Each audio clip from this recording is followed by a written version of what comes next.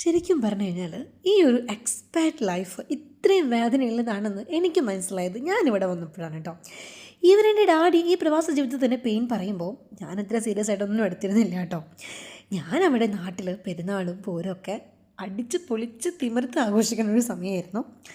ഇന്ന് ഞാനും ബാൽക്കണിയും മാത്രമാവുമ്പോൾ ഓർക്കാൻ ഒത്തിരി നല്ല നല്ല ഓർമ്മകൾ ഉള്ളതുകൊണ്ടാവാം ഇന്ന് നാട്ടിൽ പെരുന്നാളും പൂരമൊക്കെ കാണുമ്പോൾ കണ്ണ് എങ്ങനെയാണെന്നറിയില്ല നിറഞ്ഞൊഴുകി പോകുന്നത്. ആ കണ്ണ് നിറയലിൽ ചെറിയൊരു ആശ്വാസം കണ്ടെത്തിയത് ഇവിടെ നമുക്ക് ജനുവരി പെരുന്നാൾ കൂടാൻ പറ്റിയതിലാണ്. പാട്ട് കുർബാനയും പ്രദക്ഷിണവും അമ്പെടുത്ത് വെക്കലൊക്കെ ആയിട്ട് ഒരു ആത്മീയമായ ആഘോഷം. കോവിഡ് ടൈമിൽ പെരുന്നാൾ പ്രസംഗത്തിൽ ഏതോ ഒരു അച്ഛൻ പ്രസംഗം അവസാനിപ്പിച്ചത് ഇങ്ങനെയായിരുന്നു കേട്ടോ. ഞാനത് എപ്പോഴും ഓർക്കുന്നുണ്ട്.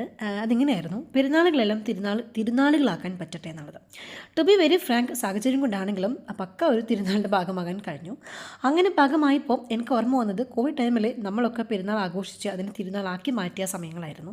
ഈ ഒരു ക്ലിപ്പ് ക്യാപ്ചർ ചെയ്തത് ഈ ഒരു തിരുനാളായിരുന്നു എൻ്റെ അപ്പൂവൻ്റെയും ഒരുമിച്ചുള്ള ആദ്യത്തെ.